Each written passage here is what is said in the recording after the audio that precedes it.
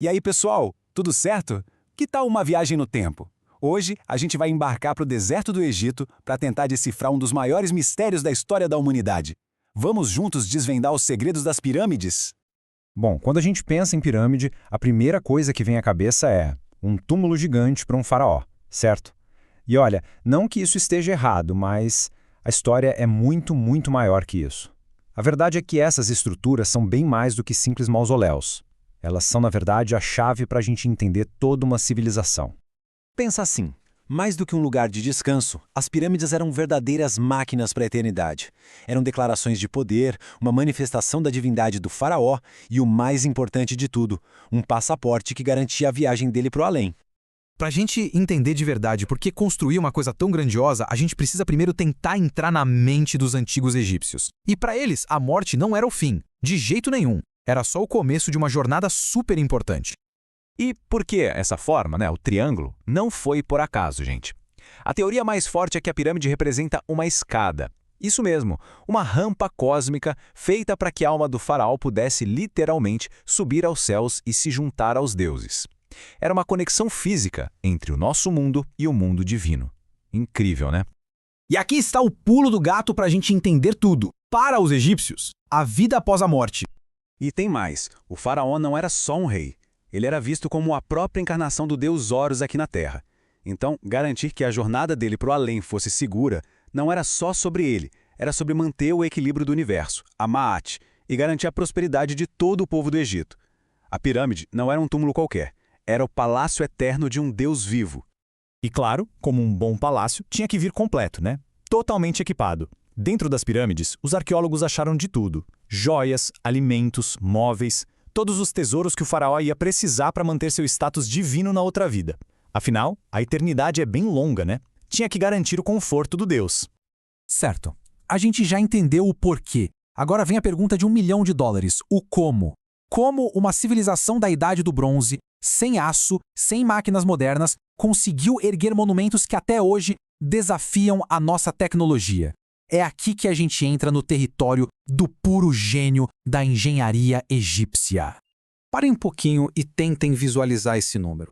A Grande Pirâmide de Quéops foi construída com aproximadamente 2.300.000 blocos de pedra. Milhões! É uma escala que, sinceramente, até hoje é difícil da nossa cabeça processar. E a gente não está falando de um tijolinho, não. Cada um desses milhões de blocos pesava, em média, de 2,5 toneladas a impressionantes 15 toneladas. Um bloco só podia pesar mais que 2 elefantes.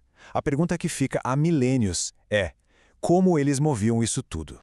Para colocar isso numa perspectiva que a gente consiga entender, o peso total da Grande Pirâmide é a mesma coisa que empilhar 800.000 carros. 800.000. Imaginem só a cena. Eles não construíram só um prédio, eles construíram basicamente uma montanha artificial de pedra.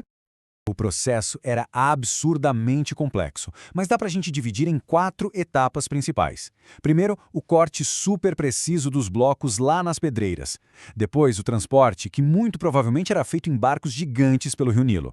Em seguida, a parte mais misteriosa: levantar esses blocos, provavelmente arrastando eles por rampas enormes. E por fim, o acabamento, um revestimento de calcário branco e polido que fazia a pirâmide brilhar. E como se mover milhões de toneladas já não fosse o bastante, a precisão da construção é coisa de outro mundo. Os 4 lados da Grande Pirâmide estão alinhados com os pontos cardeais: norte, sul, leste e oeste, com uma exatidão que seria um baita desafio até para a gente hoje.